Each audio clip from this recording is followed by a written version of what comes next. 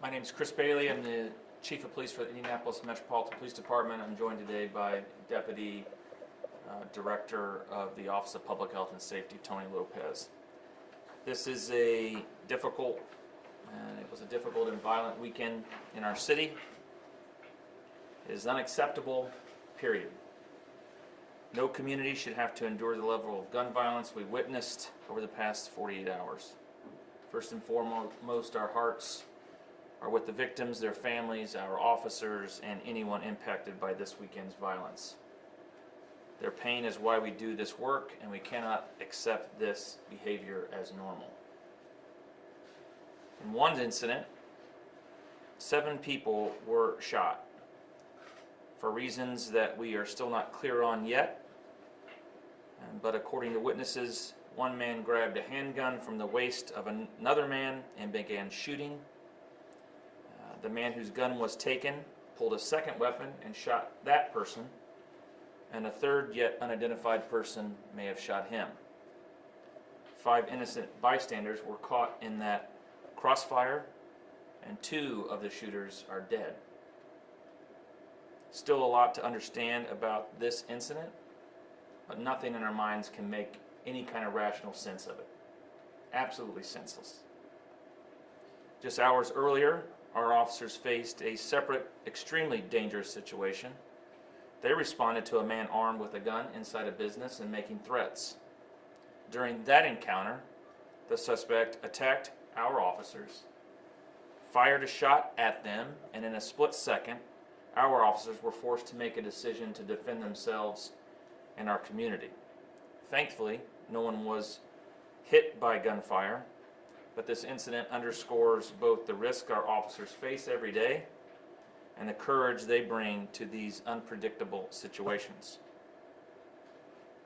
IMPD officers and detectives have been working around the clock to identify those responsible for these incidents and bring them to justice.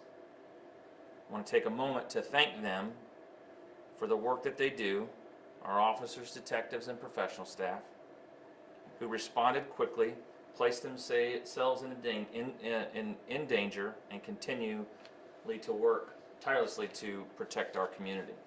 I'll give you a few case updates. The information I've provided already and that I'm about to provide is still preliminary and subject to change as the investigations move forward. We've made 5 arrests in 4 incidents, including the officer-involved shooting. 2400 East 38th Street was the officer-involved shooting. No one shot during that incident. 34-year-old suspect Brian Edwards arrested for attempted murder and battery on a public safety official. 1500 Ritter, Community East Hospital, 2 14-year-olds showed up at that location, shot. Accompanying them were 2 16-year-olds who fled from hospital police. After a short chase, they were arrested. Both of them were arrested for dangerous possession of a firearm, possession of a machine gun. They had handguns with machine gun devices on the back. 3300 Ruckle Street. This is right now being investigated as a self-defense shooting. 33-year-old male was shot after threatening a person and trying to break into a house. He was shot by a person claiming self-defense. The 33-year-old suspect, Raquez Ross, was arrested for intimidation and attempted residential entry. 5620 Georgetown Road, 3 persons shot. 3 victims were shot while attending a car meetup in the area of 56 in Georgetown. There was some sort of disturbance. Shots were fired by the suspect, hitting at least 3 people. The vehicle in that suspect fled the scene. A pursuit ensued by our officers. The suspect, Carlos Contreras, crashed his vehicle a short distance from the shooting and was taken into custody. A search warrant on his vehicle was served, and a handgun equipped with another machine gun conversion device was seized from that vehicle. That 21-year-old was arrested for felony criminal recklessness, felony resisting law enforcement, and felony possession of a machine gun. Detectives are still working to get additional video and file additional charges over the next couple weeks. And I briefly talked about 6800 Shore Terrace Drive. That's the 7-person shot outside of a nightclub. 2 were killed on the scene.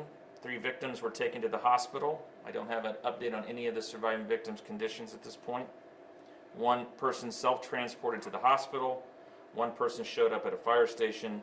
And like the other case, they're still viewing and looking at additional video footage and waiting to speak and take statements from the individuals that were shot to find out exactly what happened in that case. All the other cases are still under investigation. I want to be clear. Guns are not the solution to anything. When someone chooses to bring a firearm into a conflict, that decision carries consequences, often tragic ones. Each one of us must take responsibility for the choices we make, because those choices can cost lives, including your own. Despite this violence, IMPD remains focused and determined. We are targeting the most violent people in our community, the people, places, and behaviors driving violent crime. Our officers will continue to do our part to impact violent crime and hold those accountable. But I want the community to hear this. Your life is worth more than a moment of anger. Your neighbor's life is worth more than that. Please, walk away instead of doing something that will change your life forever. And enforcement is not enough. We continue to invest in community-based prevention programs, youth outreach, and partnerships aimed at breaking the cycle of violence before shots are fired. If you own a gun, secure it. If you know of some conflict brewing, reach out to us or one of our community partners before it turns violent. This weekend is a setback, but it does not define our city. We are confronting violent crime every day with a focus on enforcement, data-driven policing, and community partnerships that are making a difference. But public safety is a shared responsibility, and we need your help. If you witnessed any of these incidents over the past few days or know anything about them, please come forward. Call Crime Stoppers at 317-262-TIPS. You can remain anonymous, and your information could save a life. Choose to be part of the solution, and Indianapolis is stronger when we work together to solve these issues. Director Lopez.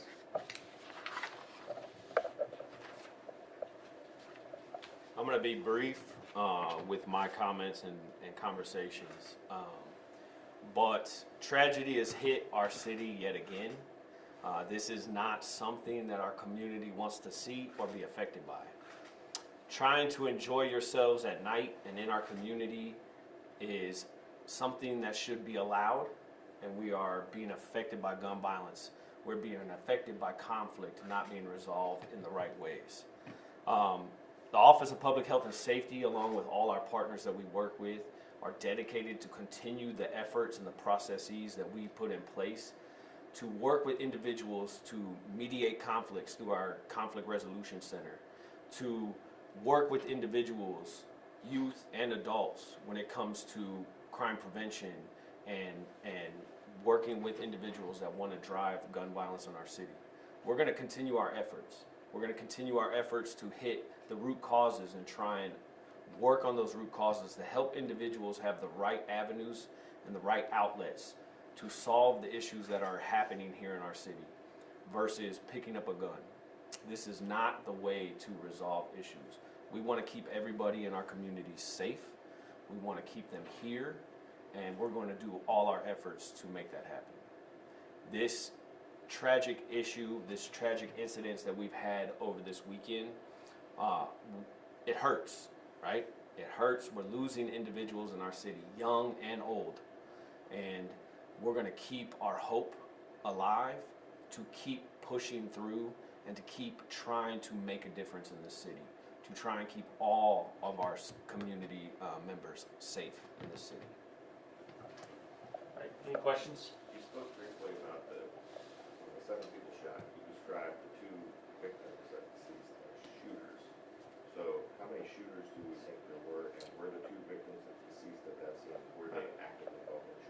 According to the detectives and preliminarily, yes, both of the two deceased were shooters.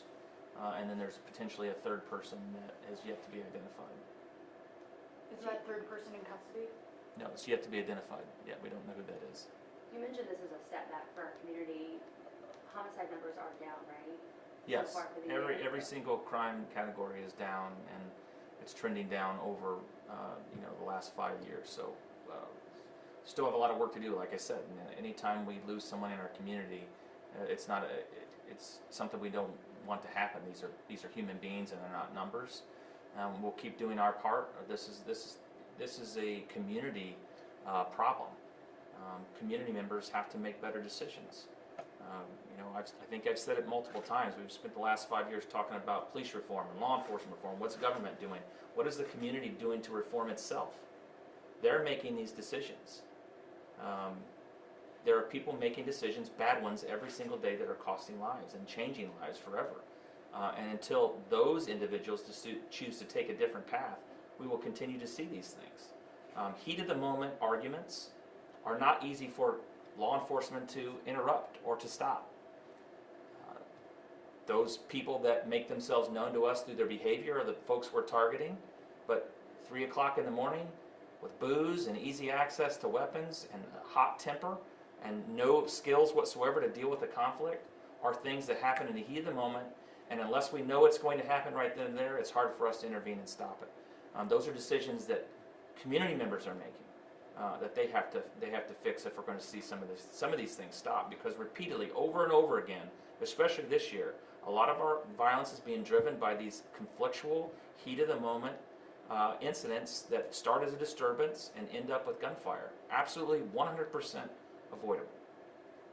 Is there something systemic that needs to be done besides telling people they need to behave better? Do we need to push for closing bars at midnight? Do we need to push for changes at the legislature for more no bond or stricter bonds? Besides telling people they shouldn't behave badly, are there some systemic things that could be done? Well, any law takes voluntary compliance. You can pass more laws, but there's laws against the book right now about carrying a gun when you're not supposed to, and people still do it. There's laws about shooting at other human beings, and they still do it. I believe there needs to be significant punishment for when someone uses a weapon against another human being. Absolutely, I believe that is a deterrent. We need to figure out how we can get a hold on these car meetups and spinning and all those things too. We spend a lot of time, money, and energy going after these things because we know they've led to violent crime in the past, yet they still occur. There's still more that I think can be done at the legislative level to deal with these individuals. Last week, Louisville crushed a $100,000 car that they seized as a result of street spinning and takeovers. Maybe taking the vehicles more often is a way to do those things. Someone needs to look at the bar situation, absolutely. I don't think anything good happens after midnight. Repeatedly, we see things happen at 2, 3 in the morning after these bars close, and it doesn't seem to be getting any better when you add the easy access to weapons that are available in our community, and you mix all those things I just talked about, booze and late night and weapons and arguments and no lack or no ability to deal with conflict, then you're going to continue to see these things happen. And it just takes one person to make a bad decision. Will there be a nuisance order for the bar vibes? That was where that 3 a.m. shooting happened? I don't know that I can make a connection between what happened other than at that location, but every time something happens at an establishment that is licensed, we work with the Alcohol Tobacco Commission and Excise Police to see if there's anything that needs to be done with a particular establishment. We've done that on South Burdine Street, and I have a meeting later this week with the bars on South Burdine Street because I see bad behavior accelerating down there once again, that we have to send a clear message to them.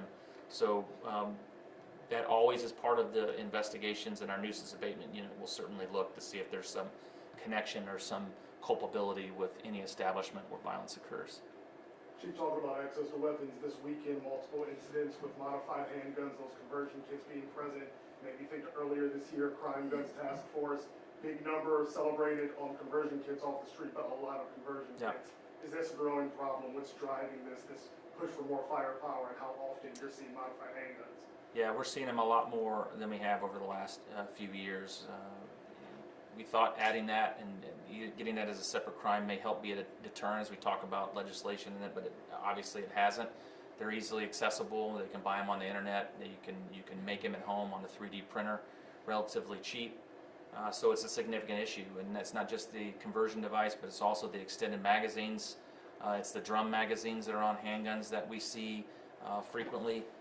It's a significant issue because that's how you end up with 7 people shot or 3 people shot, even when your intention is to shoot at one person. Those guns you don't have a lot of control over them, especially with untrained people, and those rounds are just flying across an area when you have that many people confined in an area. Significant problem. Question for Tony. Chief mentioned that you had 2 wounded 14-year-olds fleeing from the hospital, were 16-year-olds who were allegedly armed. IMPD was involved in a chase of a stolen vehicle last night. When it crashed, they found like a 12-year-old inside. So what is then OPHS focus on getting a hold of juveniles and getting through to them so that they don't participate in this type of activity? Correct. So we are actively working with youth organizations through the Elevation grantees with prevention work that they're doing. But when it comes to the juveniles and the youth that we have in our city that are causing the gun violence, as we've seen over the weekend, those individuals working with IMPD, working with specific organizations that can work with those youth to try and help them make the choices that they're making and make different choices. Organizations like New Boy, Voices. These organizations are working with us to work with youth on programming, but then also how they can work towards cognitive behavioral therapy, different life choices, different choices in their mindset. And so we're actively working with IMPD and several organizations to work on that prevention piece and work with those individuals already causing gun violence in our city to try and help them make a change. How do you know if you're succeeding, or if you need to change direction? That is something that we're just getting started on within the last few months or so with these organizations, and so we're tracking our numbers to check our successes on that. How do you plan to approach the situation when it comes to adults and gun violence, like what happened with the 2 people who died? Yes, so when it comes to adults and gun violence, our teams go out and actively talk with individuals on the scenes when the scenes are active, but they also are going to do follow-up conversations with individuals, and then they're going to relentlessly pursue these individuals to try and find out information, really just trying to find out the information on what we can do to help them.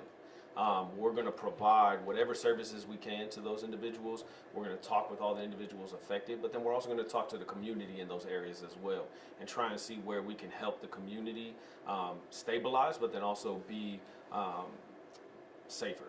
Was your team out there this past weekend? Yes, my team is out every weekend.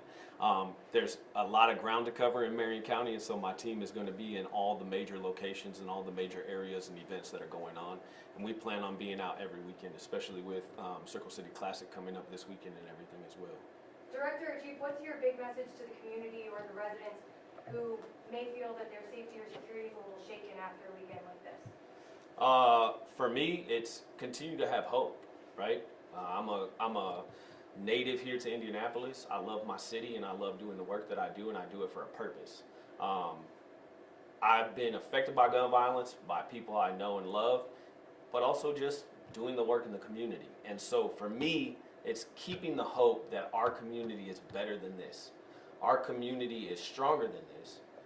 And I would say probably 85% of our community is not even doing this. And so trying to come together and build and keep the hope alive and keep doing the work, no matter who you are, no matter where you are, you may do this work not even having an organization, but you're doing some sort of work towards making your community safer.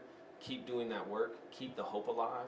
We are seeing numbers down, but we're still seeing way too many people affected and lost to gun violence. I've had too many people lost to gun violence in the 4 or 5 years I've been doing this work that I know personally. So it is something that we have to keep pushing towards. We would love to see them go even farther down, but that comes with effort and work and the community as a whole. Okay, thank you all. Question for the chief, though. Question for the chief. recent changes in shifts or patrol protocols, does that make the communities and your response time inside of 465 quicker, but therefore lengthen your response time outside of 465? No, we haven't changed any shifts yet. It was a proposal that was approved by the officers and still working through the details. It'll be effective on January 3rd. We're going to plan on explaining what that looks like to the community in the near future. But I don't know that it's going to have any impact on response times. There may be times overnight where certain run types are not taken overnight. Report runs that can wait till there's more officers in the morning. But we hope to create shift overlap where we have more officers working during the peak hours of this our radio runs, so that there's more officers working at one time and less when we don't need as many working. Thank you. Thank you all.